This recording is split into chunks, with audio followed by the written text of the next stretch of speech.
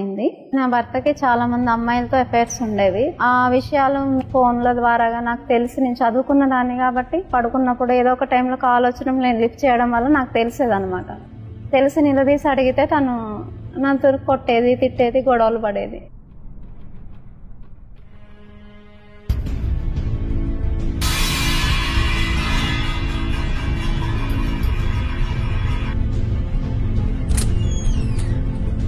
విపరీతంగా కొట్టి మళ్ళీ సాయంత్రానికి ఇంకా ఫుల్గా తాగేసి వచ్చి తలుపేసి నన్ను బయట కూర్చోబెట్టి తలుపు గడి తీయకుండా ఇంట్లోనే తను ఉండి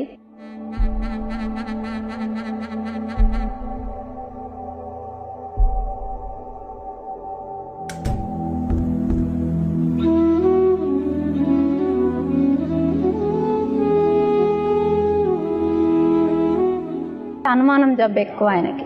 అంటే తను చేస్తున్నారు కదా, అదే ఫీలింగ్లో తను కూడా చేస్తుందేమో అన్న ఆలోచనతోటి నన్ను అనుమానం పెట్టి బాధ పెట్టేవాడు.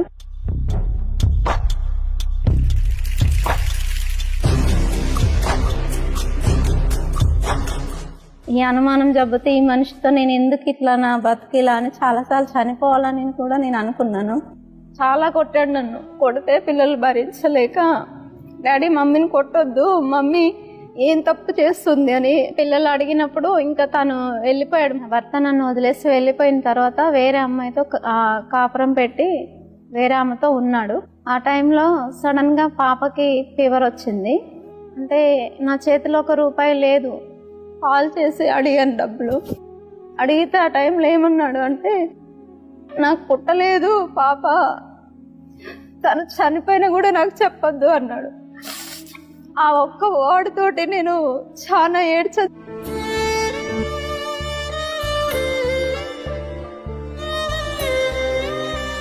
అలా నిరాశ నిస్పృహలో ఉన్న సమయంలో ఫోన్లో యూట్యూబ్ ఛానల్లో అయ్యగారి వాక్యం విన్నాను. ఆ వాక్యం విన్న తర్వాత నాకు ఎంతో ధైర్యం అనిపించింది. నీ జీవితంలో నీకంటూ తోడుగా ఎవ్వరూ లేకపోతే నీకు ఒక విషయం చెప్పాలని ఆశపడుతున్నా. ఏంటో తెలుసా? బైబిల్ సెలవిస్తుంది, యోసేపునకు యెహోవా తోడై ఉండెను. తండ్రి తోడు లేకపోయినా, తల్లి నీడ లేకపోయినా, నాన్న వాళ్ళు లేకపోయినా, యోసేపునకు యెహోవా తోడై ఉండెను. ఆ దేవుడు నీకు తోడుగా ఉన్నాడనే సత్యం మర్చిపోవద్దు. ఎవరున్నా లేకున్నా దేవుడు నాకు తోడుగా ఉంటాడనే నమ్మకం నాకు కుదిరింది. నాకు నా పిల్లలకి మంచి భవిష్యత్తు ఇవ్వమని దేవుడి దగ్గర ఎంతగానో ప్రార్థించాను.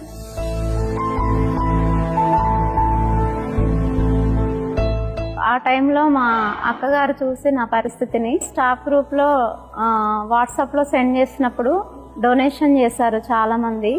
వాళ్ళు చేసిన సహాయంతో మా పాపకి ట్రీట్మెంట్ పూర్తయి అనారోగ్య సమస్య నుంచి బయటపడింది. నా జీవితంలో దేవుడు గొప్ప కార్యాన్ని చేశాడు. టెలికాలింగ్ గా మంచి జాబ్ ఇచ్చాడు ఒక కంపెనీలో. సతీష్ అయ్య గారు చెప్పారు మనకు ఏంటంటే, మనం చేసే పని చోట అది కష్టమైన, నష్టమైన, తక్కువైనా ఎక్కువైనా జీతం నమ్మకంగా క్రమశిక్షణగా చేస్తే మనం అనేది దేవుడు మనల్ని అక్కడ నిలబెట్టి చూపిస్తాడు అని.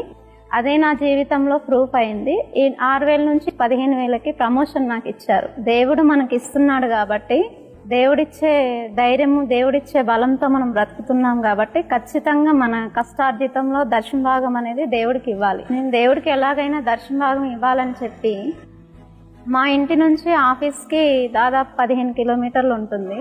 పొద్దున 1.5 సేపు నడిచేదాన్ని, సాయంత్రం 1.5 సేపు నడిచేదాన్ని.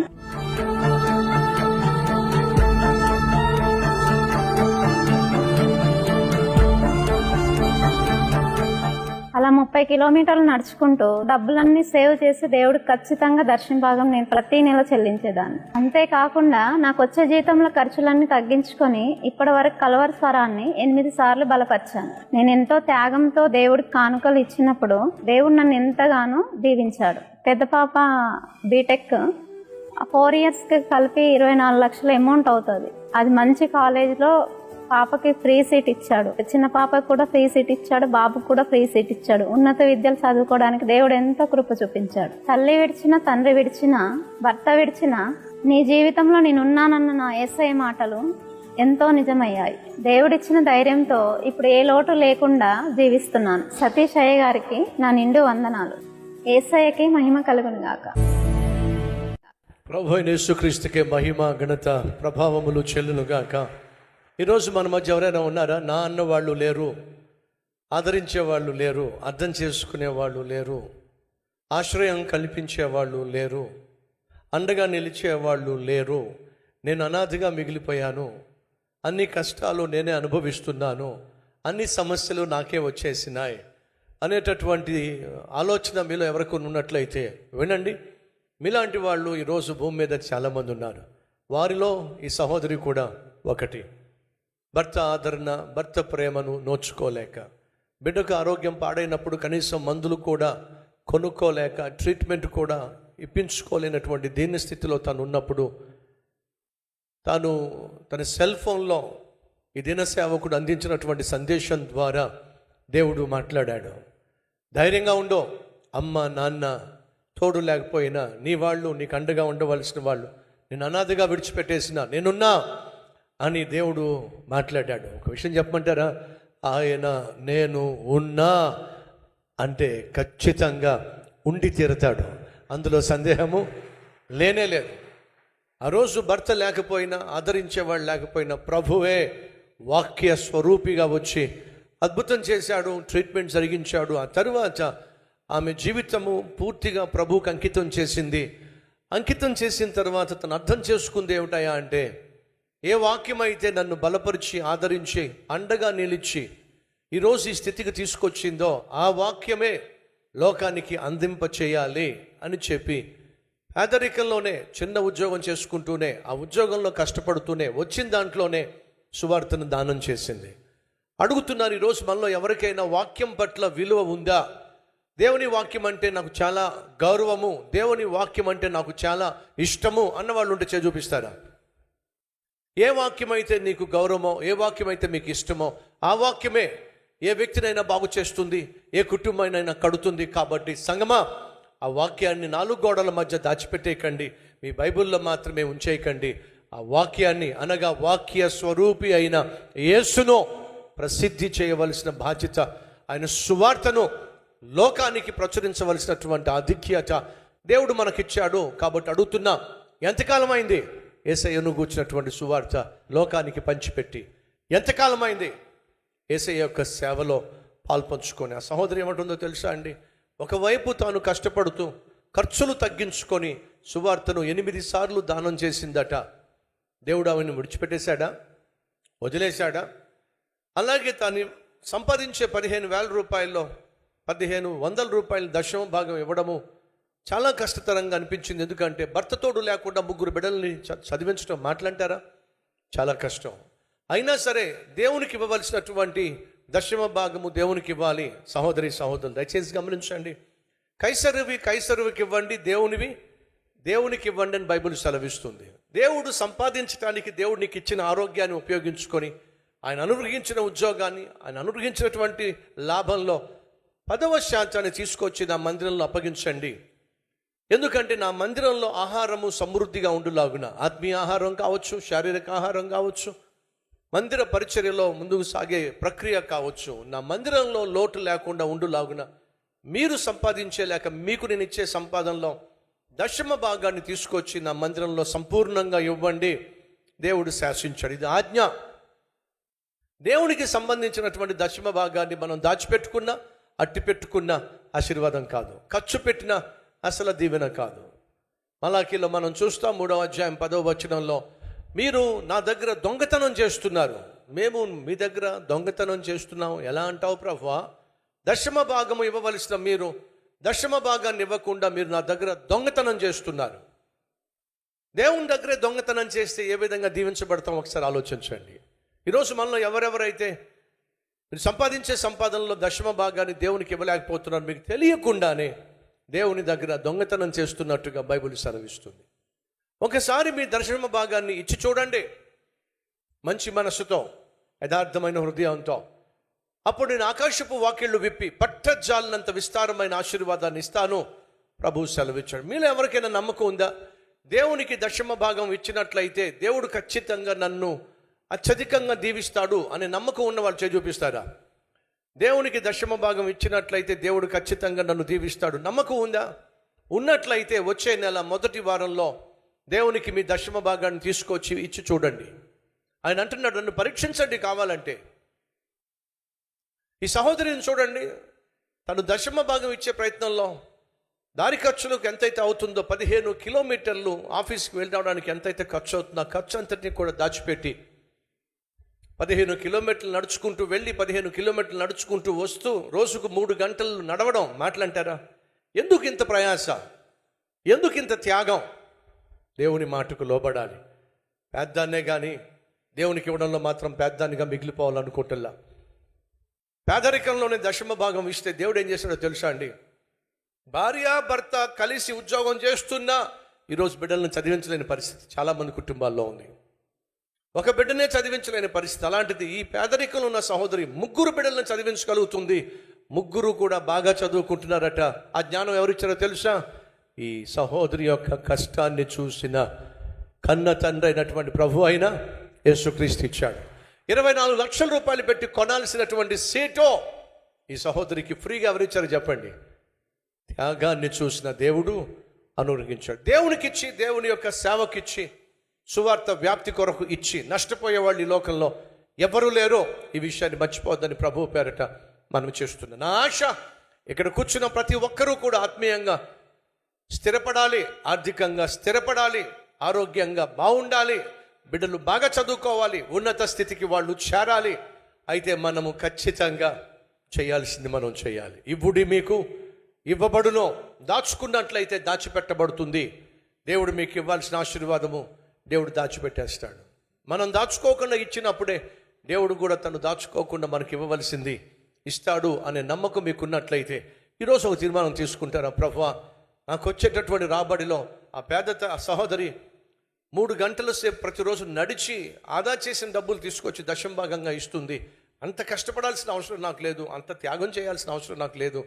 నాకు ఇచ్చిన దాంట్లో నేను దశమ భాగం నీకు ఇవ్వగలను, సువార్తను దానం చేయగలను. కానీ ఎందుకో మనసే రావట్లేదు. నీకు ఇచ్చే మనసు, సువార్తను దానం చేసే హృదయం నాకు దయచే ప్రభువా అన్నవారు ఉన్నట్లయితే ఒకసారి మీ హస్తాన్ని చూపిస్తారా? ప్రార్థన చేద్దాం. పరిశుద్ధుడు అయిన తండ్రి, నీకు ఇవ్వడంలో గొప్ప ఆశీర్వాదం ఉందని ఈ పేద సహోదరి నిరూపిస్తుంది నాయన. భర్త అండ లేకుండా 3 బిడ్డలను చదివించడం అంత సులభం కాదు, అయినా తను చదివించగలుగుతుంది. అదే సమయంలో నాయన డబ్బున్నప్పటికీ, ఆస్తిపాస్తులు ఉన్నప్పటికీ, చదువుకోరా అని చెప్పినప్పటికీ చదువు అబ్బనటువంటి వాళ్ళు చాలామంది ఉన్నారు. కానీ ఈ సహోదరి జీవితంలో నువ్వు ప్రత్యేక కనికరం చూపించావు. ఆమె విశ్వాసాన్ని చూసావు, ఆమె త్యాగాన్ని చూసావు. లక్షల రూపాయలు పెట్టి కొనాల్సినటువంటి సీటును కొనకుండానే ఉచితంగా నాయన ఈ సహోదరికి 3కి ఫ్రీ సీట్ ఇప్పించావు. అనగా నిన్ను విశ్వసించిన, నీ సువార్తకు సహాయపడిన ఏ ఒక్కరిని విడిచిపెట్టే దేవుడు కానే కాదు. ఈరోజు ప్రతి ఒక్కరూ తీర్మానం తీసుకుంటున్నాను, నేను కూడా నా దేవునికి ఇవ్వవలసింది ఇస్తానో, దశమ భాగాన్ని తీసుకొచ్చి ప్రభువుకు అర్పిస్తానో, అలాగే విశ్వాసంతో విజయం సాధిస్తాను అని తీర్మానం తీసుకుంటున్న మా ప్రియ సహోదరి సహోదరులను అత్యధికంగా ఆశీర్వదించి వారి జీవితంలో ఉన్న ప్రతి అవసరాన్ని తీర్చమని యేసు నామం పేరట వేడుకుంటున్నాం తండ్రి, ఆమెన్. దేవుడు మన ప్రార్థన ఆలకించాడు, నమ్ముతున్నారా? అవునన్న వారు గట్టిగా చప్పట్లు కొడతారా? ఇంకొంచెం గట్టిగా. ఆరోగ్యంగా ఉన్న వాళ్ళు గట్టిగా కొట్టండి. రైట్ ఫ్రెండ్స్, ఈ 3 చేస్తే మీ జీవితం ధన్యం. ఈరోజు నేను అందించే సందేశం యొక్క టైటిల్, ఈ 3 చేస్తే నీ జీవితం ధన్యం. ఏమిటా 3? మొదటిగా ప్రశ్న, మీలో ఎంతమంది ప్రభు నన్ను క్షమించాడు అన్నవారు ఒకసారి చూపిస్తారా? ప్రభు నన్ను క్షమించాడు అన్నవాళ్ళు చూపిస్తారా? రైట్, ప్రభు మిమ్మల్ని క్షమించాడు అని చెప్పి మీరు అంటున్నారు కదా. అయితే నా ప్రశ్న ఏమిటంటే, ఎందుకు క్షమించాడు? ఎందుకని ప్రభు నిన్ను క్షమించాడు? ఎందుకు క్షమించాడయ్యా అంటే, నువ్వు క్షమించబడకపోతే దేవునికి నీకు మధ్య ఉన్నటువంటి ఎడం అలాగే ఉండిపోతుంది. దేవునికి నీ మీద ఉన్నటువంటి కోపం అలాగే ఉండిపోతుంది. మనం తప్పు చేసిన ప్రతిసారి దేవుని కోపాన్ని రేపుతున్నాం, దేవునితో ఉన్నటువంటి సత్సంబంధాన్ని పోగొట్టుకుంటున్నాం, దేవునికి మనం దూరం అయిపోతున్నాం. పాపం చేసిన ప్రతి సమయంలో దేవుని రాజ్యానికి వ్యతిరేకంగా మనం తప్పు చేసి దేవుని కోపాన్ని రేపుతున్నాం. ఫలితంగా ఎప్పుడైతే మనం దేవుని కోపాన్ని రేపుతామో మన జీవితంలో నష్టపోతాం, కష్టాల పాలైపోతాం, కన్నీటిలో గుండా వెళ్లాల్సి వస్తుంది. తండ్రికి శత్రువుగా తయారై కొడుకు అభివృద్ధి చెందగలుగుతాడంటారు. ఒకసారి ఆలోచించండి. మీ అబ్బాయి ఉన్నాడండి, వాడు పొద్దస్తమాను మీకు వ్యతిరేకంగా వ్యవహరిస్తున్నాడండి, మీ మాట వింటలేదండి, తిరగబడుతున్నాడండి, చెయ్యెత్తుతున్నాడండి, వాడు బాగుపడతాడా? వాడు బాగా చదువుకుంటాడా? వాడు ప్రయోజకుడు అవుతాడా? వాడు ఫీజు ఎవరు కడతారు? వాడికి అన్నం ఎవరు పెడతారు? వాడికి కష్టం వచ్చినప్పుడు ఎవరు ఆదుకుంటారు? తండ్రే కదండి. వాడికి ఏ కష్టం వచ్చినా, ఏ సమస్య వచ్చినా, ఏ ఆపద వచ్చినా, వాడు స్కూల్ ఫీజు కట్టాల్సి వచ్చినా, ఆరోగ్యం బాగోకపోతే హాస్పిటల్ తీసుకెళ్లాల్సి వచ్చినా ఎవరండి చేసేది? తండ్రే కదా, తల్లే కదా. మరి తల్లినే తండ్రినే కాదని చెప్పి వ్యతిరేకంగా వ్యవహరిస్తూ, అంతేకాకుండా తిరగబడుతూ, అంతేకాకుండా చేయొచ్చుతున్నాను అనుకోండి, ఆ కుమారుడు ఏం పోగొట్టుకుంటాడు? తల్లి తండ్రి యొక్క ప్రేమను పోగొట్టుకుంటాడు, ఆప్యాయతను పోగొట్టుకుంటాడు, ఆశీర్వాదాన్ని పోగొట్టుకుంటాడు. ఒరే, ఇలాగైతే నేను మేము పెంచలేవురా, నీ దారి నువ్వు చూసుకో, నీ ఇష్టానుసారంగా నువ్వు జీవిస్తానంటే ఇంట్లోంచి బయటికి వెళ్ళో, మా ఇష్టానుసారంగా జీవిస్తానంటే ఇంట్లో ఉండో, నీకు ఏ లోటు లేకుండా చూసుకుంటావు. నువ్వు నీ ఇష్టానుసారంగా జీవిస్తానంటే దేవుడు అదే అంటాడు, నీ ఇష్టానుసారంగా జీవిస్తానంటే వెళ్ళో, నీ ఇష్టానుసారంగా జీవించు. నా ఇష్టానుసారంగా జీవిస్తానంటే నా ఇంట్లో ఉండో. ఈరోజు మనలో కొంతమంది మేము ఇష్టానుసారంగా జీవిస్తున్నారు. క్షేమం కాదు సుమా.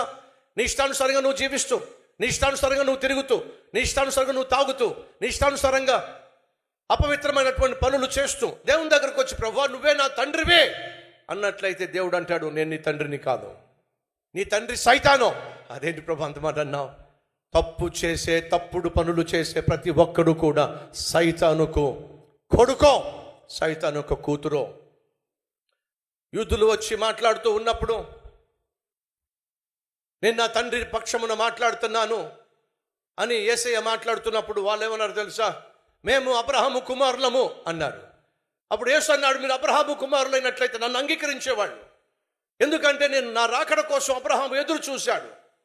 మీరు అబ్రహాము కుమారులు కాదు, అబద్ధం ఆడుతున్నారు, అపవిత్రమైన పనులు చేస్తున్నారు. మీరు అబ్రహాము కుమారులు కాదు, మీరు సైతాను యొక్క పిల్లలో. ఖచ్చితంగా యేసుక్రీస్తు తేల్చి చెప్పేశాడు. పాపము చేసే ప్రతి ఒక్కడు కూడా ఆ పాపిష్టి వాడైనటువంటి సైతాను పుత్రుడు, పుత్రిక. అది వాస్తవం. ఒకవేళ నువ్వు దేవుని కుమారుడుగా, దేవుని కుమార్తెగా ఉండాలి అని అంటే నువ్వు చేసిన పాపములు క్షమించబడాలి, నీకు రావాల్సిన శిక్ష కొట్టివేయబడాలి, నువ్వు దేవుని కుమారుడిగా, కుమార్తెగా అంగీకరించబడాలి. వీళ్ళు చాలామంది చూపించారు, నేను నా పాపములు క్షమించబడినాయి, అయితే నువ్వు దేవునితో సమాధాన పడ్డావు. ఓ రోజు ఒక వడ్రంగి నా దగ్గరకు వచ్చి, అయ్యా నా జీవితంలో తీరని ద్రోహం జరిగింది, ఏడ్చేస్తున్నాడు, కళ్ళు ఎర్రగా అయిపోయింది. ఏమైంది? నా దగ్గర పనిచేసేవాడితో నా భార్య అక్రమ సంబంధం ఏర్పరచుకుంది. నేను ఇంటికి వెళ్ళి చూస్తే నా భార్య నా దగ్గర పనిచేసేవాడితో పాపం చేస్తూ పట్టబడింది. తట్టుకోలేకపోతున్నానయ్యా, నా వల్ల కావట్లేదయ్యా, నా భార్య నన్ను మోసం చేసిందయ్యా, మనశ్శాంతి లేదయ్యా, ఇంటికి వెళ్ళలేకపోతున్నానయ్యా, చాలా బాధగా ఉందయ్యా. ఏడ్చేస్తున్నాడండి, ఏడ్చేస్తున్నాడు. ఈరోజు మన మధ్య ఎవరైనా ఉన్నారా? భర్తను మోసం చేసే భార్యలు, భార్యను మోసం చేసే భర్తలు, అమ్మను నాన్నను మోసం చేసేటటువంటి బిడ్డలు, ప్రేమిస్తున్నానని చెప్పి ఒక గర్ల్ ఫ్రెండ్ని, బాయ్ ఫ్రెండ్ని మోసం చేసేటటువంటి వాళ్ళు మన మధ్య ఎవరైనా ఉన్నారా? వినో, నువ్వు చేసేటటువంటి మోసం తాత్కాలికంగా నీకు ఆనందాన్ని ఇస్తుందేమో కానీ శాశ్వతంగా ఎదుటి వ్యక్తి గుండెల్లో గాయాన్ని మిగులుస్తుంది. మర్చిపోవద్దు. నువ్వు గాయం చేసి వెళ్ళిపోవచ్చేమో కానీ, నువ్వు చచ్చిపోవచ్చేమో కానీ, నువ్వు చేసిన గాయం మాత్రం అంత సులభంగా మానిపోదు, చచ్చిపోదు. ఈ విషయాన్ని మర్చిపోవచ్చు సుమా. గాయపడదాం కానీ గాయ చేసేవారిగా మాత్రం ఉండడానికి వీలేదో. ఒకవేళ ఎవడైనా నిన్ను మోసం చేస్తే మోసం చేయబడదాం కానీ నువ్వు మాత్రం మోసం చేయడానికి వీలు లేదో. ఈ విషయం దయచేసి అర్థం చేసుకోండి. ఆ రోజు ఆ వడ్రంగి అంటున్నాడు, నా భార్య నన్ను మోసం చేసిందన్న, తట్టుకోలేకపోతున్నానన్నా, ఇంటికి వెళ్ళలేకపోతున్నానన్నా, తన ముఖం చూడలేకపోతున్నానన్నా, పని కూడా చేయలేకపోతున్నానన్నా, నా చేతులు కాళ్ళు ఆడటం లేదన్నా, రోడ్ల మీద తిరుగుతున్నానన్నా, నన్ను ఏం చేయమంటారన్నా? మీరైతే ఏం చెప్తారు చెప్పండి? ఏం చెప్తారు? ఇంటికి వెళ్ళలేకపోతున్నాడు, భార్య ముఖం చూడలేకపోతున్నారు, తను ఎంతో ప్రేమించాడు, తనకి ఏ లోటు లేకుండా చూసుకున్నాడు, తనేమో అక్రమ సంబంధం ఏర్పరచుకుని భర్తకు ద్రోహం చేసి నా ద్రోహాన్ని తట్టుకోలేక రోడ్డును పడ్డాడు, ఏడుస్తున్నాడు. ఇప్పుడు అంటున్నాను, ఏం చేయమంటారన్నా? ఓ మాట అన్నాను, నిజంగా నన్ను చెప్పమంటావా? చెప్పండి అన్నా, ఏం చేయమంటారు? నీ భార్యను క్షమించేసేయి అన్నా. ఏం మాట్లాడుతున్నారన్నా? అవునయ్యా, నీ భార్యను క్షమించేసేయి. నా వల్ల కాదన్నా, నా భార్యను నేను క్షమించలేనన్నా, నా వల్ల కాదన్నా. మరేం చేస్తావు? నీ భార్యను నువ్వు క్షమించలేవు, ఇంటికి వెళ్ళలేవు, తన ముఖం చూడలేవు, తనతో మాట్లాడలేవు, రోడ్డు మీద తిరుగుతావు. ఎంతకాలం? ఆత్మీయంగా కృంగిపోయి, మానసికంగా నలిగిపోయి, పని చేయకుండా రోజు రోజుకు నీ జీవితము బజారు పాలైపోయి ఎంతకాలం? ఈరోజు నీ జీవితంలో ఉన్నటువంటి ఈ పెను తుఫాను చల్లారాలి అంటే ఒకే ఒక్క మార్గం, వెళ్ళి క్షమించేసే. అన్నా నా వల్ల కాదన్నా, క్షమించలేనన్నా. ఈరోజు ఎవరైనా ఉన్నారా? భార్యను క్షమించలేని భర్త, భర్తను క్షమించలేని భార్య, బ్రదర్ నా వల్ల కావట్లేదు, నేను క్షమించలేకపోతున్నాను. ఎందుకని? దుర్మార్గుడు బ్రదర్ ఎన్నిసార్లు నన్ను చావగొట్టాడో, కాళ్ళ ఏళ్ళ పడినా సరే పట్టించుకోకుండా, ఎన్నిసార్లు నా ముఖం తీసుకెళ్ళి, నా తలకాయ తీసుకెళ్ళి గోడకేసి కొట్టాడో, ఎన్నిసార్లు నన్ను అవమానపరిచాడో, నా తల్లిని నా తండ్రిని అవమానపరిచాడో, ఎన్నిసార్లు బూతులు తిట్టాడు, ఎంతమందితో అక్రమ సంబంధాన్ని అంటగట్టాడో. తన అన్న మాటలు నేను తట్టుకోలేకపోతున్నా, క్షమించలేకపోతున్నా. ఉన్నారా? నీ భార్య పెట్టినటువంటి నరకాన్ని అనుభవించి నువ్వు ఈరోజు అంటున్నావా, నా వల్ల కావట్లేదు నా భార్యను క్షమించటం. ఎన్నెన్ని మాటలు అందో, ఎంతెంత మందితో అక్రమ సంబంధాన్ని అంటగట్టిందో. చెల్లి అని పిలుస్తున్నా, అక్క అని పిలుస్తున్నా, వయసులో పెద్దవాళ్ళైనా, తనకు పెద్ద చిన్న తేడా లేదు, వయవరుస తేడా లేదు, ఆడవాళ్ళైతే చాలు అంటగట్టేస్తుంది. భరించలేకపోతున్నాను, వల్ల కావట్లేదన్నా. ఇంట్లో కూర్చోవాలంటే తననే మాటలు భరించలేకపోతున్నానన్నా. ఏం చేయమంటారన్నా? క్షమించేసే, ఊరుకోనన్నా. ఎలా క్షమించగలుగుతానో ప్రభు సెలవిచ్చాడు. ఏమని? ఒక చక్కని ప్రార్థన ప్రభువు మనకు చేయమని చెప్పాడు. అంటే ఆ విధంగా ప్రార్థన చేయమన్నాడు. మా ఎడల అపరాధములు చేసిన వారిని మేము క్షమించిన ప్రకారము మా అపరాధములు క్షమించు. అంటే అర్థం ఏమిటి? ప్రభువా, మేము క్షమిస్తేనే నువ్వు మమ్మల్ని క్షమించు అని ప్రార్థన చేస్తున్నావు. అనగా ఇందాక మీలో చాలామంది చేయి చూపించారు. ఏమిటని? నేను క్షమించబడ్డాను అన్నారు. ఒక్కసారి ఏమనుకోకపోతే ఏదో ఒక చెయ్యి పైకెత్తుతారా? క్షమించబడిన వాళ్ళు చెయ్యి పైకెత్తుతారా? ఇప్పుడు కొంతమంది చెయ్యి ఎత్తట్లా. వద్దులేని, ఎందుకు వచ్చింది మళ్ళీ, మా ఆవిడ చూస్తుంది. నేను క్షమించబడ్డాను అన్న వాళ్ళు ధైర్యంగా చేయి చూపిస్తారా? అయితే మీరు క్షమించబడాలంటే మొదటగా మీరేం చేయాలి? గట్టిగా చెప్పండి, గట్టిగా చెప్పండి. ఎవరిని క్షమించాలి? ఎవరి మీద మీ మనసు ఆయాసంతో ఉందో, ఎవరి మీద మీ మనసులో కష్టం ఉందో, ఎవరి మీద మీ మనసులో కోపం ఉందో, ఎవరి మీద మీ మనసులో పగ ఉందో, ద్వేషం ఉందో క్షమించేసేయాలి. నువ్వు సంతోషంగా ఉన్నావా? ఏడ్చే వాళ్ళు ఉంటారు, అయినా క్షమించేసాయి. నువ్వు అభివృద్ధి చెందుతున్నావా? అసూయపడే వాళ్ళు ఉంటారు, అయినా క్షమించేసాయి. నువ్వు పైకి వస్తున్నావా? నిన్ను పడేసే వాళ్ళు ఉంటారు, అయినా క్షమించేసేయి. నువ్వు విజయం సాధిస్తున్నావా? విమర్శించే వాళ్ళు ఉంటారు, అయినా క్షమించేసేయి. ఎందుకని? క్షమించబడ్డానికి వారు అర్హులు కాకపోవచ్చు, కానీ ప్రశాంతంగా జీవించడానికి నువ్వు అర్హుడవో. నువ్వు ప్రశాంతంగా జీవించాలంటే నీ మనసులో ఏ ఒక్కరిపైన పగ కానీ, ద్వేషం కానీ, అసూయ కానీ, ఆయాసం కానీ ఉండడానికి వీల్లేదు. అయ్యా, వాళ్ళు క్షమించబడ్డానికి అర్హులు కాదయ్యా, అందుకే క్షమించలేకపోతున్నా అడుగుతున్నా. వారిని నువ్వు క్షమించకపోతే పుండుంది, ఆ పుండులో చీముంది. ఇప్పుడు ఆ చీమును దాచిపెడదామా, లేకపోతే ఆ చీమును పిండేద్దామా? చెప్పండి, ఏం చేద్దాం? చీము ఉన్నంతసేపు కాలు కదపలేవో. ఎప్పుడైతే ఆ చీమును పిండేస్తావో, అది బయటకు వచ్చేస్తుందో నొప్పి తగ్గుతుంది. అలాగే క్షమాపణ నువ్వు ప్రసాదించావనుకో, నీ మనస్సు నెమ్మదిని పొందుకుంటుంది. క్షమించబడ్డానికి వాళ్ళు అర్హులు కాకపోవచ్చు, కానీ ప్రశాంతంగా జీవించడానికే దేవుడు నిన్ను ఏర్పరచుకున్నాడు, నీకోసం ప్రాణం పెట్టాడు. కాబట్టి నువ్వు ప్రశాంతంగా జీవించాలి అని అంటే ప్రతి ఒక్కరిని ఏం చేయాలి? క్షమించేసేయాలి. క్షమించావా? లేదా మనసులో పగ, ద్వేషము, అసూయ పెట్టుకున్నావా? ఒక్కసారి ఆలోచించు. ఈరోజు ఇక్కడ కూర్చున్న ప్రతి ఒక్కరూ మీ జీవితంలో ఇది చెయ్యండి. ఏమిటది? దేవుడు నిన్ను క్షమించాడా? Yes brother. ఎందుకు క్షమించాడు? నువ్వు ఇతరులను క్షమిస్తావని. నేను అతన్ని క్షమించలేకపోతున్నా. ఎందుకని? అతడు ద్రోహం చేశాడు. అయ్యో, మనం ఎన్నిసార్లు దేవునికి ద్రోహం చేశామండి? ఎన్నిసార్లు దేవుని మాట మీరాము? ఎన్నిసార్లు దేవునికి కోపాన్ని పుట్టించాము? ఎన్నిసార్లు దేవుని మనసును గాయపరిచాము? ఆయన మనల్ని ప్రాణంగా ప్రేమించాడండి, మన కోసం ప్రాణమే ఇచ్చేశాడండి. మనల్ని నమ్మి ఆయన కోసం మనం జీవిస్తామని, ఆయన వలే జీవిస్తామని, ఆయన పోలికలో జీవిస్తామని నమ్మి ప్రభు మన కోసం ప్రాణం పెట్టి క్షమించేస్తే ఎన్నిసార్లు మనం కళ్ళతో తప్పు చేయాలా, నోటితో తప్పు చేయాలా, తలంపులతో తప్పు చేయాలా. నేను ఒక 60 సంవత్సరాల పైన ఉన్నటువంటి ఒక తల్లి వచ్చిందండి. ఆ తల్లి అంటుంది, అయ్యా నేను మందిరానికి వస్తున్నా, అయ్యా నేను ప్రార్థన చేస్తున్నా, అయ్యా దేవుణ్ణి నమ్ముకున్నా, కానీ తట్టుకోలేకపోతున్నానయ్యా. ఏంటమ్మా? అపవిత్రమైన తలంపులు అయ్యా, వయసు ఎంత? 60 సంవత్సరాలు పైబడిపోయినాయి. 60 సంవత్సరాలు పైబడిపోయినప్పటికీ కూడా తల్లి ఈరోజు కూడా సఫర్ అవుతుందండి. దేంతో? అపవిత్రమైన తలంపులతో. ఈరోజు ఇక్కడ కూర్చున్న వాళ్ళల్లో అలాంటి వాళ్ళు లేరా? అపవిత్రమైన తలంపులు, అపవిత్రమైన ఆలోచనలు, అపవిత్రమైన కోరికలు, అపవిత్రమైన అలవాటులో, అపవిత్రమైన మాట తీరు, అపవిత్రమైన చూపులో మనం కలిగి ఉండలేదా? అయినా సరే దేవుడు మనల్ని క్షమించాడు కదండి. మనలో కొంతమంది అక్రమ సంబంధాలు, జీవితాలతో ఆటలాడడాలు, అన్యాయం చేయడాలు, నమ్మించి మోసం చేయడాలు, మన మధ్య అలా చేసిన వాళ్ళు లేరా? ఉన్నారో. మరి నీలాంటి దుర్మార్గుండే, దౌర్భాగ్యుండే ప్రభువు క్షమించినట్లయితే నీ భార్యను నువ్వు క్షమించలేవా? నీ భర్త నువ్వు క్షమించలేవా? నీ బిడ్డలు నువ్వు క్షమించలేవా? దేవుడు నిన్ను క్షమించిన కారణం తెలుసా? క్షమాపణ యొక్క విలువ తెలిసిన నువ్వు అనేక మందిని క్షమిస్తావని, సమాధానంగా జీవిస్తావని. ఈరోజు ఒక తీర్మానం తీసుకుంటావా? క్షమించేస్తానని.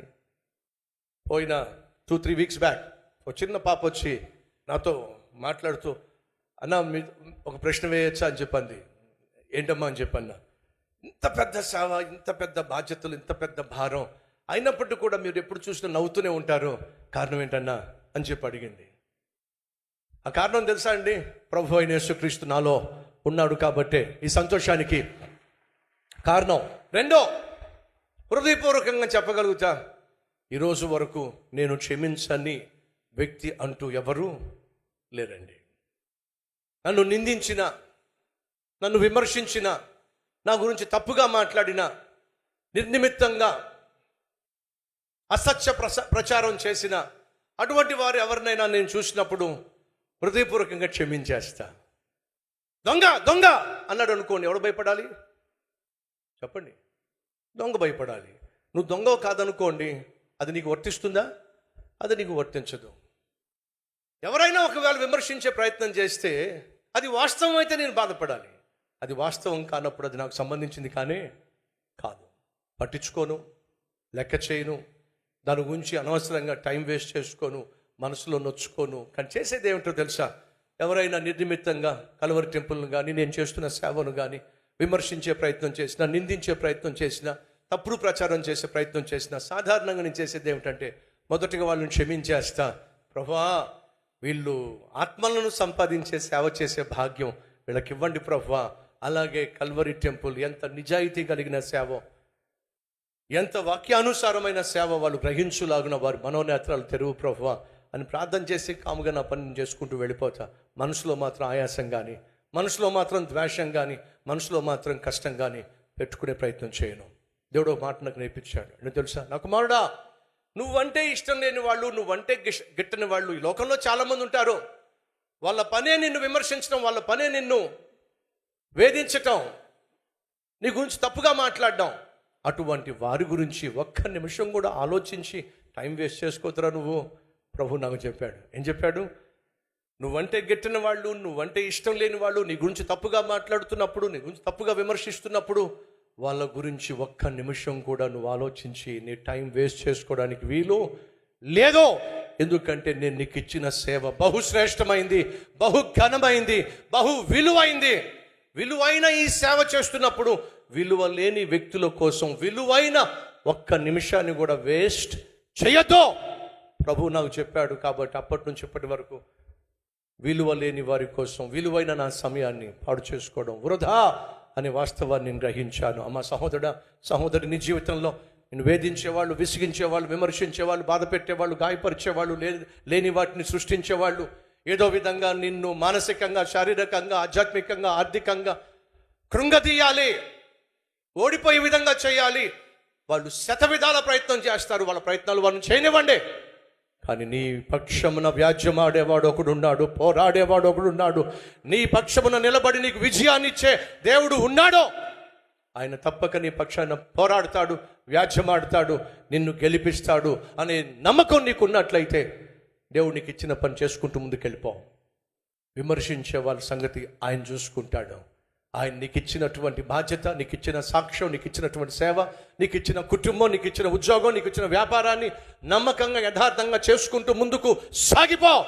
అంతేగాని నువ్వంటే గిట్టని వాళ్ళ గురించి, నువ్వంటే ఇష్టం లేని వారి గురించి ఎందుకు అనవసరంగా ఆలోచించి సమయాన్ని పాడు చేసుకుంటా, మనసును పాడు చేసుకుంటా, ఆరోగ్యాన్ని పాడు చేసుకుంటా, ఆత్మీయతను పాడు చేసుకుంటా. ఒక్కసారి ఆలోచించు.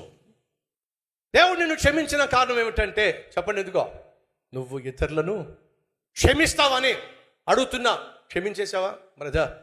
ఎవరినైనా క్షమిస్తాను కానీ మా అత్తను మాత్రం క్షమించను బ్రదర్. లేదా ఇక్కడ కూర్చున్న వాళ్ళ ఎవరినైనా క్షమిస్తాను కానీ కోడలు మాత్రం అమ్మో రాక్షసి, నా కొడుకుని నాకు దూరం చేసేసి. మరి పెళ్ళి ఎందుకు చేశా? నీ కొడుకునిచ్చి పెళ్ళి ఎందుకు చేశా? అప్పుడు నీకు తెలియదా? అయ్యో నా కొడుకుని దూరం చేసేసి రాక్షసి, అసలు నేను క్షమించను. అయితే వినో, నువ్వు క్షమించకపోతే నువ్వు కూడా క్షమించబడవు. సహోదరులో ఎవరినైనా ఇంకా క్షమించలేదా? మా తమ్ముడిని క్షమించలేకపోతున్నా, మా అన్నను క్షమించలేకపోతున్నా, నా చెల్లి నాకు ద్రోహం చేసింది, మా అక్క నాకు ద్రోహం చేసింది, నా బంధువు నాకు ద్రోహం చేశాడు, నా స్నేహితుడు నాకు ద్రోహం చేశాడు, నేను క్షమించలేకపోతున్నా. నువ్వు క్షమించలేకపోతున్నట్లయితే వినో, నువ్వు కూడా క్షమించబడవో. క్షమించుడి, అప్పుడు మీరును క్షమించబడతారు. ఈ మూడు చేస్తే మీ జీవితం ధన్యం. మొదటిగా దేవుడు నిన్ను క్షమించిన కారణం ఏమిటంటే నువ్వు క్షమిస్తావని. ఆ వడ్రంగి ఆ తర్వాత మళ్ళా కనిపించాడండి. కళ్ళన్నీ ఎర్రగా ఏడ్చి కళ్ళు ఉబ్బిపోయి నా దగ్గరకు వచ్చిన సహోదరుడు కొంతకాలానికి మళ్ళీ వచ్చాడు. ముఖం ఎంత వికసిస్తూ ఉందో, ఎంత సంతోషంగా ఉన్నాడో, ఎంత హ్యాపీగా ఉన్నాడో. వచ్చి కలిసినప్పుడు ఏమిటి ఇంత హ్యాపీగా ఉన్నావు అని అంటే, అన్నా మీరు చెప్పారు కదా అన్న, వెళ్ళి క్షమించమని క్షమించేశాను అన్న. నాకు చాలా కష్టం అనిపించింది అన్న క్షమించడం. కానీ వెళ్ళి తను చేసిన తప్పు నన్ను ఎంతగా గాయపరిచింది, ఎంతగా బాధ పెట్టిందో నేను చెప్పానన్న. నా భార్య నా కాళ్ళ మీద పడి, అయ్యా నన్ను క్షమించయ్యా, నీకు నిజంగా ద్రోహం చేశానయ్యా, నన్ను క్షమించయ్యా, కాళ్ళు పట్టుకుని క్షమాపణ కోరిందన్న.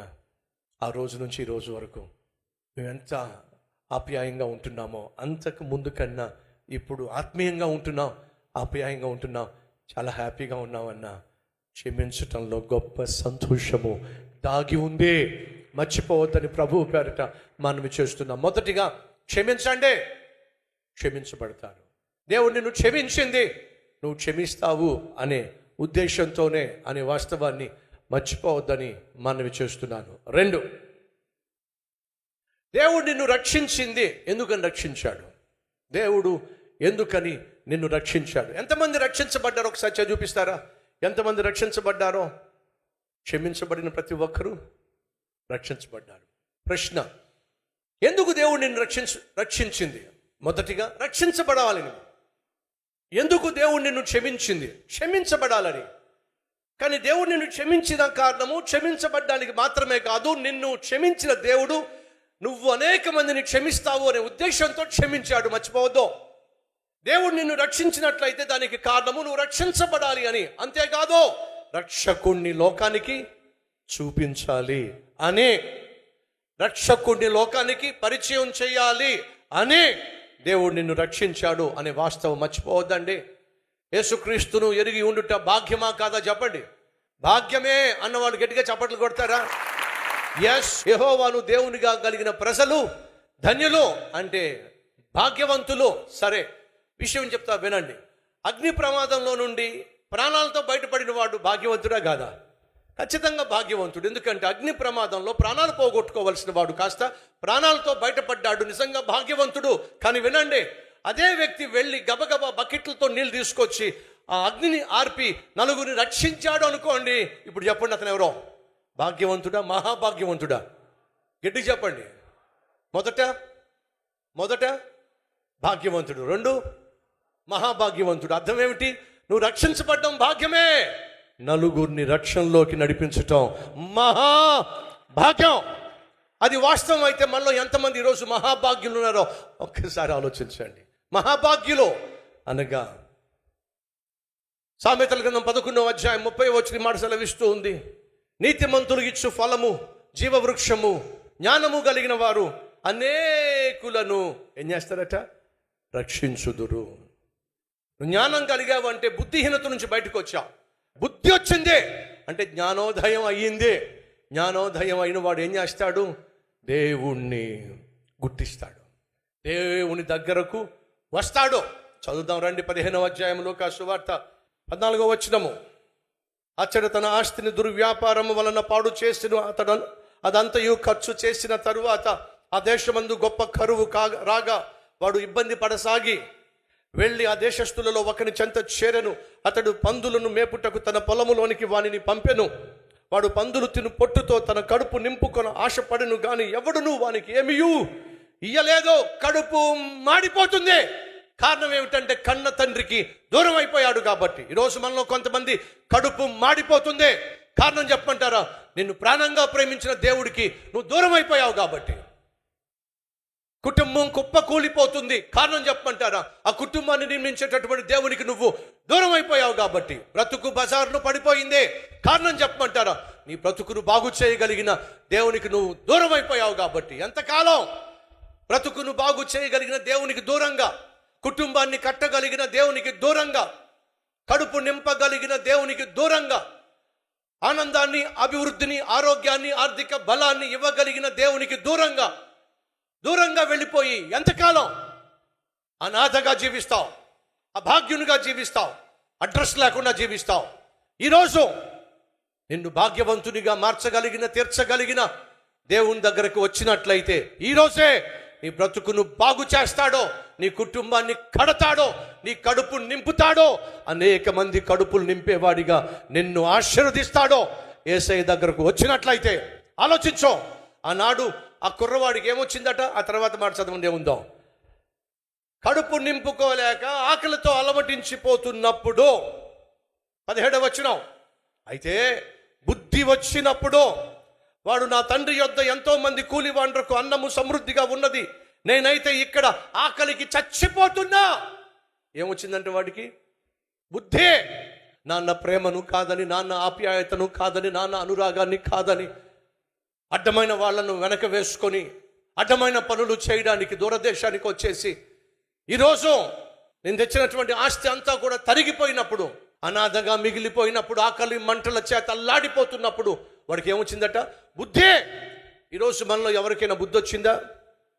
దేవునికి దూరం అయిపోయావు కాబట్టి ఈ కష్టాలని, దేవునికి దూరం అయిపోయావు కాబట్టి ఈ ఆర్థిక సమస్యలని, దేవునికి దూరం అయిపోయావు కాబట్టి నీ ఉద్యోగం ఊడిపోయిందని, దేవునికి నువ్వు దూరం అయిపోయావు కాబట్టి అడ్డమైన పనులు చేస్తూ ఆరోగ్యాన్ని చెడగొట్టుకున్నావని, దేవునికి దూరం అయిపోయావు కాబట్టి ఈరోజు నీ జీవితంలో ఏది చేసినా కలిసి రావడం లేదని నువ్వు అర్థం చేసుకున్నావా? నీకు బుద్ధి వచ్చిందా? ఆ రోజు తప్పిపోయిన కుమారుడు అడ్రస్ లేని వాడిగా ఆకలి మంటలతో అల్లాడిపోతున్నప్పుడు వాడికి బుద్ధి వచ్చిందండి. దీనంతటికీ కారణం ఏమిటంటే, సకల ఆశీర్వాదములకు కారణభూతుడైనటువంటి నా తండ్రిని విడిచిపెట్టి ఇక్కడికి వచ్చాను కాబట్టే, నా తండ్రికి దూరం అయిపోయాను కాబట్టే నా బ్రతుకు అడ్రస్ లేకుండా అయ్యింది. కనీసం కడుపు నింపుకోలేనటువంటి జీవితాన్ని నేను జీవించాల్సి వస్తుంది. బుద్ధి వచ్చిందే. బుద్ధి వచ్చినప్పుడు ఏం చేశాడో తండ్రి తెలుసా? నాన్నా, నేను నీ కుమారుని అనిపించుకోవడానికి యోగ్యుడను కాదు నాన్న, నీ ఇంట్లో కనీసం పనివాడిగానైనా నన్ను పెట్టుకో నాన్న అని ఇంటికి వెళ్ళి మా నాన్నతో చెప్తా. నాన్న, ఇంట్లో పనివాడిగా నన్ను పెట్టుకో నాన్న అని చెప్పి మా నాన్నతో చెప్తా అని చెప్పి వాడు పరుగున ఇంటికి వచ్చేస్తే దూరము నుండి నాన్న 1000 కళ్ళతో ఎదురు చూస్తున్నాడండి.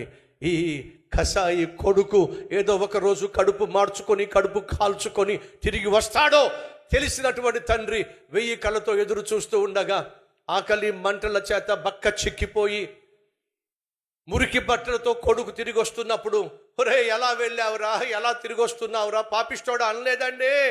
కొడుకు కళ్ళ ముందు కనిపించినప్పుడు తండ్రి పరుగున వెళ్ళి వాడిని గట్టిగా హత్తుకొని మెడ మీద పడి ముద్దు పెట్టాడండి.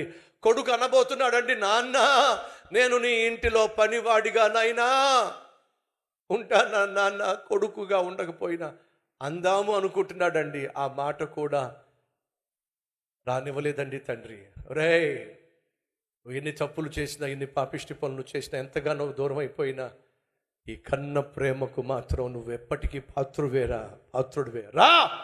నా ఇంట్లో కొడుకుగానే, రాకుమారుడుగానే నాకున్న సమస్తాన్ని అనుభవించడానికి నీ కోసం సిద్ధంగా ఉంచాను. కొత్తగా వస్త్రాలు తీసుకురండి, కొత్తగా చెప్పులు తీసుకురండి, ఆ బంగారు ఉంగరాన్ని తీసుకురండి అనుకున్నదేమిటి? పనివాడిగా. కొడుకేమో పనివాడిగా ఇంట్లో ఉండాలని ఆశపడితే తండ్రి ఏమో రాకుమారుడిగా తనతో పాటు ఉండాలని ఆశపడుతున్నాడు. సహోదరుడా, సహోదరి, నా ప్రభు అయిన యేసుక్రీస్తు దగ్గరకు నువ్వు తిరిగి వచ్చేసినట్లయితే పనివాడిగా ఉండాల్సిన అవసరంలా రాకుమారుడిగా నువ్వు ఉండాలని, ఉంచాలని దేవుడు ఆశపడుతున్నాడు. బుద్ధి వచ్చిందా? ఈరోజు చాలా సమస్యల గుండా, చాలా కష్టాల గుండా, చాలా బాధల గుండా, చాలా వ్యాధుల గుండా చేతులారా నీ జీవితంలో కొని తెచ్చుకుని ఈ సమస్యలన్నీ నిన్ను అనాథగా చేసేసినాయి కదా, అడుక్కునేవాడిగా చేసేసినాయి కదా, ఆకలి మంటల చేత నిన్ను నలిపేసినాయి కదా. బుద్ధి వచ్చిందా? కనీసం బుద్ధైనా వచ్చిందా ఈరోజు అయినా? అయితే వచ్చేసాయి. నీ కడుపు నింపగలిగిన, నీ కన్నీళ్లు తొడవగలిగిన, నీ కుటుంబాన్ని కట్టగలిగిన మొదటిగా క్షమించండి, క్షమించబడతారు. దేవుడు నిన్ను క్షమించింది, నువ్వు క్షమిస్తావు అనే ఉద్దేశంతోనే అనే వాస్తవాన్ని మర్చిపోవద్దని మనవి చేస్తున్నాను. 2, దేవుడు నిన్ను రక్షించింది. ఎందుకని రక్షించాడు? దేవుడు ఎందుకని నిన్ను రక్షించాడు? ఎంతమంది రక్షించబడ్డారో ఒకసారి చూపిస్తారా? ఎంతమంది రక్షించబడ్డారో? క్షమించబడిన ప్రతి ఒక్కరూ రక్షించబడ్డారు. ప్రశ్న, ఎందుకు దేవుడు నిన్ను రక్షించింది? మొదటిగా రక్షించబడాలి నువ్వు. ఎందుకు దేవుడు నిన్ను క్షమించబడాలని. కానీ దేవుడు నిన్ను క్షమించిన కారణము క్షమించబడ్డానికి మాత్రమే కాదు, నిన్ను క్షమించిన దేవుడు నువ్వు అనేక మందిని క్షమిస్తావు అనే ఉద్దేశంతో క్షమించాడు. మర్చిపోవద్దు. దేవుడు నిన్ను రక్షించినట్లయితే దానికి కారణము నువ్వు రక్షించబడాలి అని. అంతేకాదు, రక్షకుడిని లోకానికి పరిచయం చేయాలి అని దేవుడు నిన్ను రక్షించాడు అనే వాస్తవం మర్చిపోవద్దండి. రక్షించబడ్డావా? ఎందుకు రక్షించబడ్డావు? అనేక మందికి రక్షకుణ్ణి పరిచయము చేస్తావని, అనేక మందికి యేసుక్రీస్తును గూర్చినటువంటి సత్య సువార్తను పంచిపెడతావని. సంగమా, నువ్వొక్కడివే రక్షించబడితే సరిపోదు, నువ్వొక్కదానివే రక్షించబడితే సరిపోదు. రక్షణ లేకుండా నీ ఇంట్లో చాలామంది ఉన్నారు, రక్షణ లేకుండా నీ ఇంట్లో బంధువులు చాలామంది ఉన్నారు. సమరయ స్త్రీ వ్యభిచారం చేస్తూ జీవించింది, 5 భర్తల్ని మార్చేసింది, సాటిస్ఫై కాల, వదిలేసింది. 6వ వాడిని తీసుకొచ్చి ఇంట్లో పెట్టుకుంది, వ్యభిచారం చేస్తూ జీవిస్తుంది. అటువంటి సమరయ స్త్రీని ప్రభువు బాగు చేశాడు. ఏం చేసిందో తెలుసా? తను వెళ్ళి సమరయ గ్రామం మొత్తాన్ని తీసుకొచ్చేసింది. అయిలారా వచ్చి చూడండి, నా బ్రతుకంతా బయట పెట్టిన మెస్సయ్యా, దేవుడు పంపించినటువంటి లోకరక్షకుడు ఈయన కాదా? వారు వచ్చినప్పుడు యేసయ్య వారితో మాట్లాడినప్పుడు బైబిల్ ఏముందో తెలుసా? ఇప్పుడు నీ మాటలను బట్టి కాక మేమే స్వయంగా ఈ రక్షకుని మాటలు విన్నాం కనుక మేము విశ్వసిస్తున్నాము అన్నారు. యోహాను సువార్త చదువుతున్నాను, 39వ వచనం, 4వ అధ్యాయం. నేను చేసినవన్నీ నాతో చెప్పినని సాక్ష్యం ఇచ్చిన స్త్రీ యొక్క మాటను బట్టి ఆ ఊరిలో సమరయులలో అనేకులు ఆయన యందు విశ్వాసముంచిరే. ఏమిటట? ఆ స్త్రీ చెప్పిన మాటలు విని అనేకులు యేసుక్రీస్తు యందు విశ్వాసం ఉంచిరి. ఆ తర్వాత ఆ సమరయులు ఆయన యొద్దకు వచ్చి తమ యొద్ద ఉండుమని ఆయనను వేడుకొనిరి. గనుక ఆయన అక్కడ 2 దినములు ఉండెను. ఆయన మాటలు వినినందున ఇంకను అనేకులు నమ్మి ఆ స్త్రీని చూచి, ఇక మీదట నీవు చెప్పిన మాటను బట్టి కాక మా మట్టుకు మేము విన్నాం, ఈయన నిజముగా లోక రక్షకుడని మేము నమ్ముతున్నాం. గ్రామాన్ని రక్షణలోకి నడిపించిందండి. ఎవరో? ఓ సమరయ స్త్రీ. ఎంతమంది నడిపించారు రక్షణలోనికి? నీ ఇంటినన్నా నడిపించగలిగావా? నీ కొడుకుని కూతురునన్నా నడిపించగలిగావా?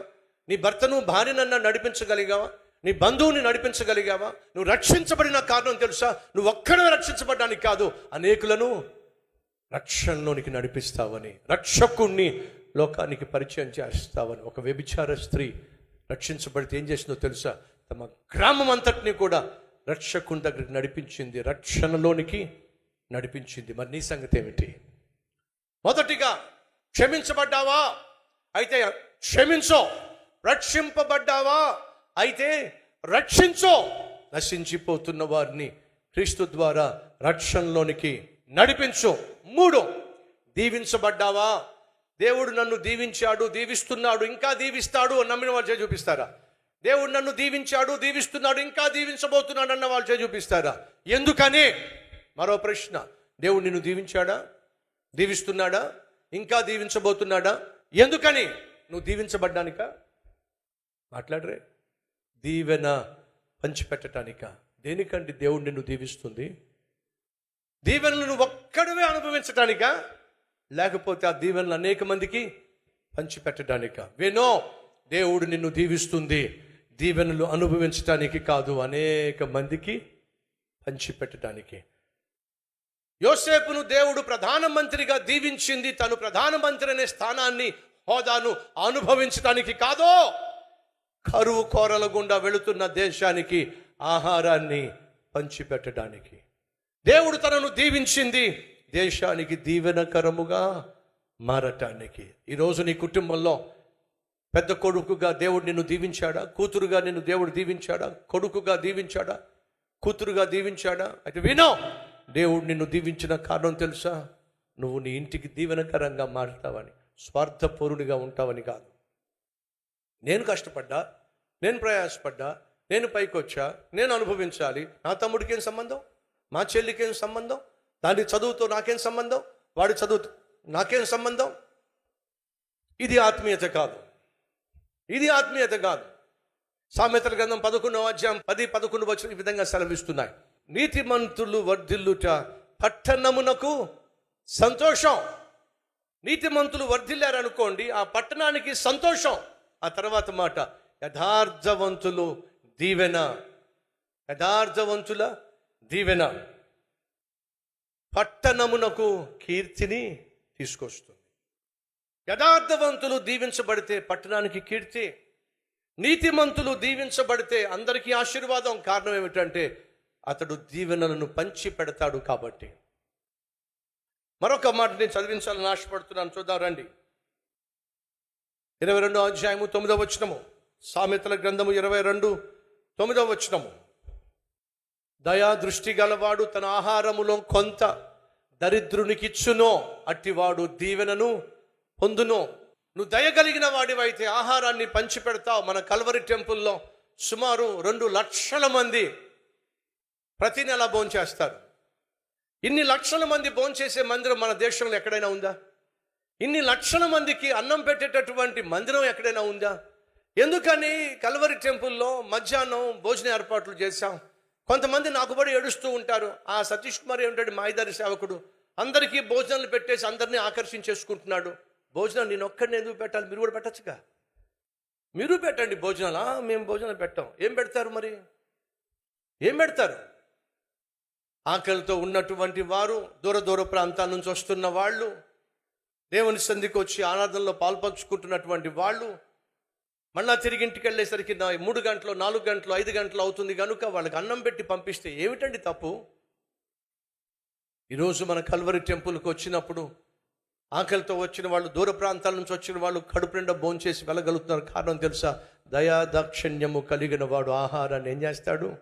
పంచి పెడతాడు. కాబట్టే ఈరోజు మన మందిరాన్ని దేవుడు ఇంతగా దీవిస్తున్నాడు. కొంతమంది అనారోగ్యంతో అల్లాడిపోతున్నారు, అనారోగ్యంతో బాధపడుతున్నారు, అయినా దేవుని మందిరానికి వస్తున్నారు.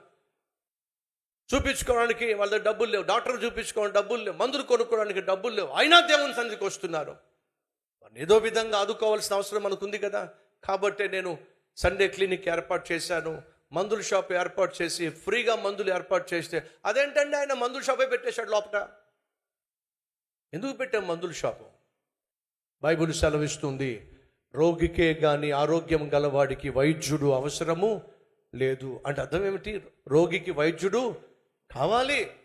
రోగంతో, వ్యాధితో, బాధతో వచ్చినటువంటి వారికి వైద్యుడు కావాలి కాబట్టి వైద్యాన్ని ఏర్పాటు చేశాం. మందులు కావాలి కాబట్టి మందులు ఏర్పాటు చేశాం. 60 సంవత్సరాలు పైబడినటువంటి తల్లులకు, తండ్రులకు ఉచితంగానే మందులు ఏర్పాటు చేసిన కారణం ఏమిటంటే ఆ తల్లులను, తండ్రులను బిడ్డలు పట్టించుకుంటున్నారో పట్టించుకోవట్లేదో, మనల్ని దేవుడు వారికి కొడుకులుగా, కూతుర్లుగా ఏర్పరచుకున్నాడు. కాబట్టి మనం పట్టించుకోవాలి, మనం వారికి అండగా ఉండాలి. కాబట్టి ఉచితంగా మందులు ఏర్పాటు చేస్తే ఏడుస్తారు, ఉచితంగా భోజనం ఏర్పాటు చేస్తే ఏడుస్తారు, ఉచితంగా వివాహం ఏర్పాట్లు చేస్తే ఏడుస్తారు, ఉచితంగా సమాధి కార్యక్రమాలు చేస్తే ఏడుస్తారు. కారణం ఏమిటి? ఇవ్వడం చేత కాదు కాబట్టి. సహోదరి సహోదరులు, దయాదాక్షిణ్యము కలవాడు ఏమిటట? అతడు పంచి పెడతాడు. మరొక వాక్యాన్ని చదివిస్తాను రండి. 21వ అధ్యాయం 26వ వచనం. నీతిమంతుడు వెనుదీయక, చేతులు ముడుచుకోక ఇచ్చుచూ ఉండునో. నువ్వు నీతిమంతుడు అయితే చేతులు ముడుచుకో, ఇచ్చేవాడిగా ఉంటావు, పంచేవాడిగా ఉంటావు, పంచిపెట్టేవాడిగా ఉంటావు. ఈ విషయాన్ని అర్థం చేసుకో. ఒక గురువు గారు 2 శిష్యులను పిలిచి వాళ్ళిద్దరికి 2 సంచులు ఇచ్చాడు. 2 కొంచెం ఒక మోస్తరుగా పెద్ద సంచులే. ఒకడికేమో సంచి నిండా పండ్లు ఇచ్చాడు. బత్తాయి పండ్లు, యాపిల్ పండ్లు, జామ పండ్లు, మామిడి పండ్లు, అవన్నీ బస్తా నిండా, ఇంచుమించు 50 కేజీలు బస్తా నిండా పండ్లు. రెండో వాడికేమో ఖాళీ సంచి ఇచ్చాడు. ఇక్కడ నుంచి సంగారెడ్డి వెళ్ళు, ఇద్దరు సంగారెడ్డి వెళ్ళండి, వెళుతూ మార్గం మధ్యలో ఎవరైనా అవసరంలో ఉన్నట్లయితే, ఆకలితో ఉన్నట్లయితే నీ పండ్లను పంచిపెట్టు అన్నాడు.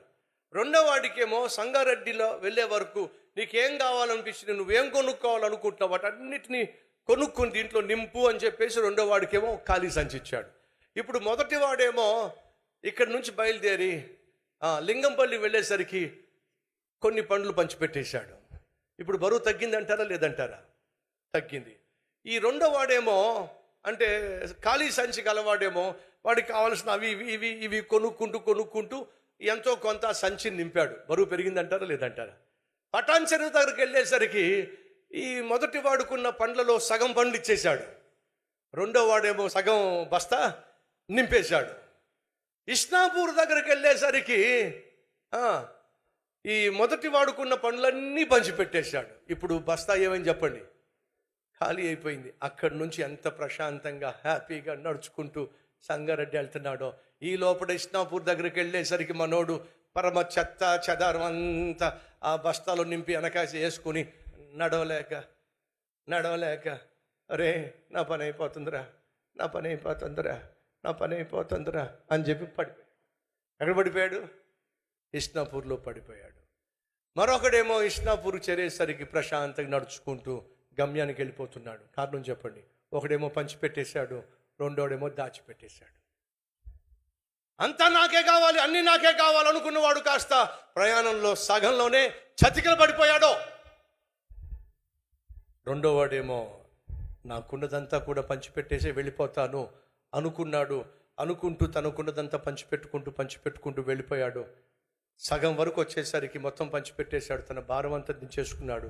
ఏ బాధ బందిరి లేకుండా ప్రశాంతంగా ముందుకు సాగిపోయాడు. అడుగుతున్నా, ఈ లోకయాత్ర ముగించే రోజు వచ్చినప్పుడు ప్రశాంతంగా నీకున్నదంతా కూడా పంచిపెట్టేసి ప్రభు దగ్గర ప్రశాంతంగా హ్యాపీగా వెళ్ళిపోతావా? లేకపోతే అది నాకు కావాలి, ఇది నాకు కావాలి, అది నాకు కావాలి, అన్నీ నాకే కావాలని చెప్పేసి అన్నిటినీ మేదేసేసుకొని వాటన్నిటిని పొందే ప్రక్రియలో అన్యాయం చేసి, అక్రమం చేసి, అది చేసి, ఇది చేసి ఆఖరికే సగంలోనే అర్ధంతరంగా చచ్చిపోయి ఆ బస్తాలో ఉన్న సమస్తం విడిచిపెట్టిపోతావా?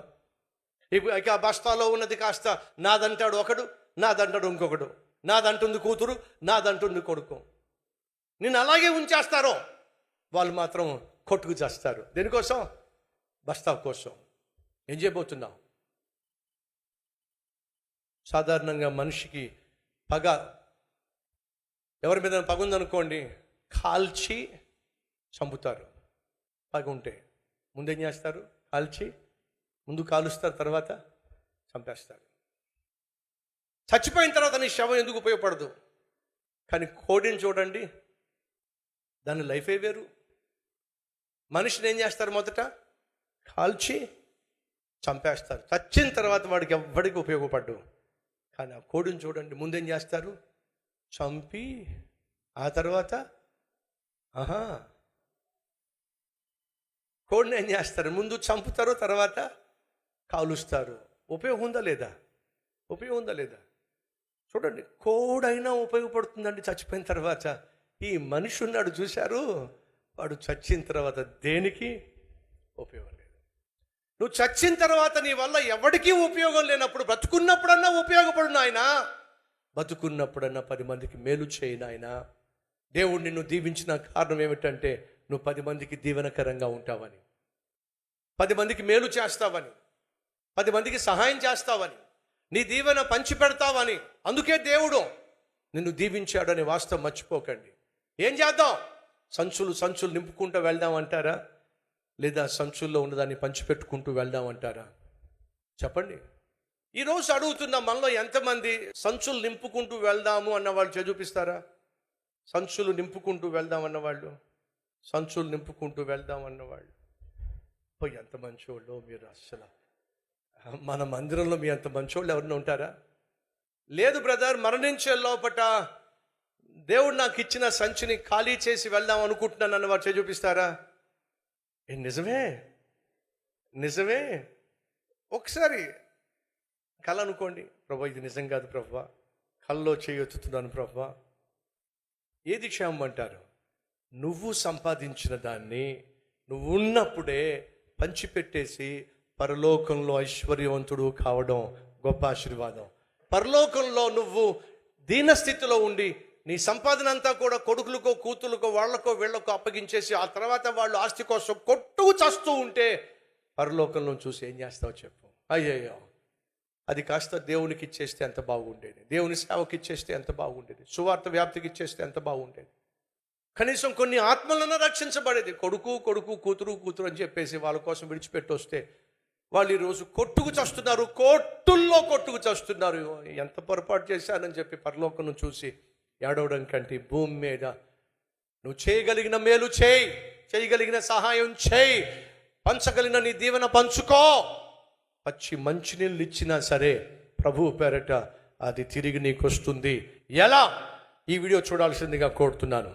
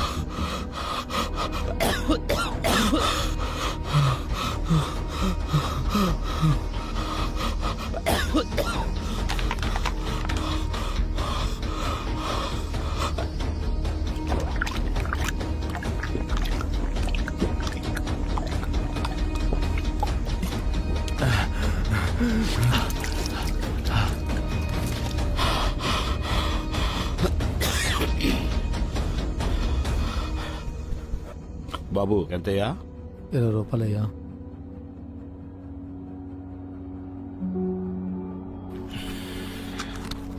బాబు గూగుల్ పే ఉందా? కొట్టుపెట్టి 3 రోజులైందయ్యా, అలాంటివి ఏమీ లేవు.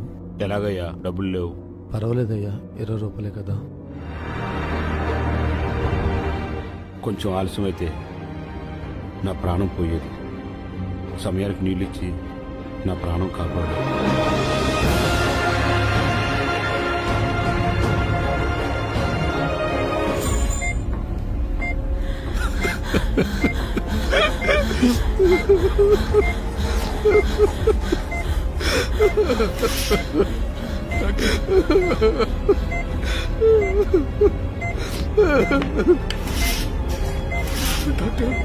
పేషెంట్ కండిషన్ చాలా సీరియస్ గా ఉంది, వెంటనే ఆపరేషన్ చేయాలి. సిస్టర్, ఆపరేషన్ థియేటర్ పేషెంట్ ని తీసుకెళ్ళండి. Come on quick quick.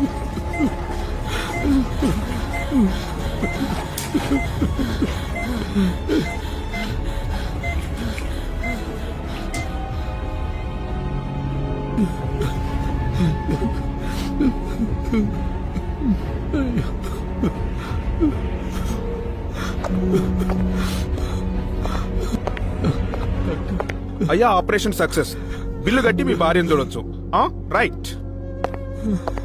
ఎంత కట్టాలమ్మా? 9,60,000. 9,60,000? అమ్మా, అంత డబ్బు ఎక్కడి నుంచి తగలమ్మా నేను? అవసరం లేదయ్యా.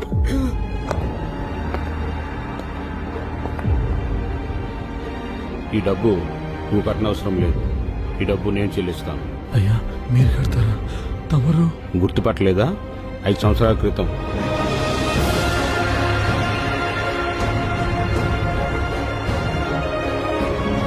ఆ రోజు ప్రాణం పోయే స్థితిలో గుక్కుడు మంచినీళ్ళు ఇచ్చి నా ప్రాణం కాపాడావు.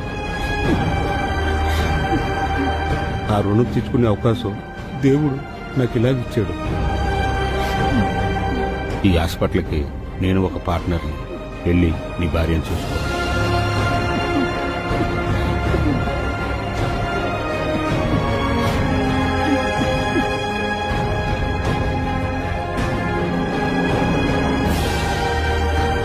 రైట్ ఫ్రెండ్స్, బైబుల్ సెలవిస్తుంది ప్రేమతో గ్లాసుడు చన్నీళ్ళు ఇస్తే తగిన ప్రతిఫలం పొందుకుంటారు అని చెప్పి.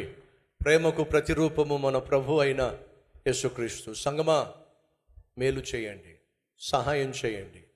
దేవుడు మనకిచ్చిన దీవెనలు మూట కట్టుకొని పట్టుకెళ్ళలేం కాబట్టి బతుకున్నప్పుడే ఎంతమందికి పంచిపెట్టగలమో అంతమందికి పంచిపెడదాం. దేవుడు మనల్ని క్షమించింది, మనం అందరినీ క్షమిస్తామని. దేవుడు మనల్ని రక్షించింది, అందరికీ రక్షకుడిని పరిచయం చేస్తామని. దేవుడు మనల్ని దీవించింది, అనేక మందికి చేయూతనిస్తామని. అట్టి అద్భుతమైన జీవితం నాకు కావాలి అన్నవారు ఉంటే మీ హస్తాన్ని పైకి చూపిస్తారా? ప్రార్థన చేద్దాం. ప్రియ సహోదరి సహోదరుడా, సహాయం చేయి. తగిన సమయంలో నీ దగ్గరకు తిరిగి ఆ సహాయం వస్తుంది. క్షమించు. తగిన సమయంలో క్షమించబడిన వాడు నీ దగ్గరకు వస్తాడు. రక్షించో. రక్షింపబడిన వాడు తగిన సమయంలో నీ దగ్గరకు వస్తాడు. ఎందుకని? కృతజ్ఞతలు తెలియచేయటానికి. మర్చిపోద్దయ్యా, అమ్మా, నువ్వు క్షమించబడింది అందరినీ క్షమిస్తావని, రక్షింపబడింది అందరినీ రక్షకుని దగ్గరకు తీసుకొస్తావని, దీవించబడింది అందరికీ ఆశీర్వాదంగా జీవిస్తావని. స్వార్థాన్ని విడిచిపెట్టో, పిసినారితనాన్ని విడిచిపెట్టో, నేను బాగుంటే చాలనే తత్వాన్ని విడిచిపెట్టు. ప్రభువు నీలో ఉన్నట్లయితే ప్రేమను పంచిపెట్టో, ప్రేమతో కూడినటువంటి సహాయాన్ని పంచిపెట్టు. ఈరోజు తీర్మానం తీసుకుంటావా? అయ్యా, నేను క్షమించేస్తానయ్యా. ఎవరి పట్ల నేను కోపాన్ని, ఆవేశాన్ని, పగను, ద్వేషాన్ని పెంచుకోనయ్యా. అయ్యా, రక్షిస్తానయ్యా. నా కుటుంబాన్ని, నా కుటుంబంలో ఉన్న సభ్యులను, నా బంధువులను నీ సన్నిధికి తీసుకొచ్చి వాళ్ళు రక్షించబడులాగున నా శత విధాల ప్రయత్నం చేస్తానయ్యా. ఆయన దీవెనలు పంచిపెడతానయ్యా. మూటలు మూటలు మూటలు మూటలు మూటలు మూటలు నాయన నేనేం మోసుకెళ్తానయ్యా. ఉన్నదాన్ని పంచిపెట్టేస్తే నాయన ఈ లోకయాత్ర ప్రశాంతంగా, ఈ లోకయాత్ర ముగిస్తా, పరలోకంలో ఐశ్వర్యాన్ని సమకూర్చుకుంటా. విడిచిపెట్టిపోతే కొట్టుకు చేస్తారు కదయ్యా. అదే పంచిపెట్టి వెళితే పరలోకంలో గొప్ప ఆశీర్వాదం కదయ్యా. అట్టి జీవితం మాకు దయచేయి నాయన. వెత్తబడి నీ వాక్యాన్ని ఫలింపచేయ్యా. వాక్యానుసారంగా జీవించే ధన్యత మాకు దయచేయ్యా. క్షమించే మనసు, రక్షణలోనికి నడిపించే మనస్సు, అలాగే ప్రేమను పంచే మనస్సు, ఈ మూడు చేస్తే మా జీవితం ధన్యమైపోతుంది. అట్టి జీవితం దయచేయమని యేసయ్య పేరట వేడుకుంటున్నాం తండ్రి. ఆమెన్. దేవుడి సందేశం ద్వారా మాతో మాట్లాడాడన్న వారు గట్టిగా చప్పట్లు కూడా దేవుని మహిమపరుస్తాడా?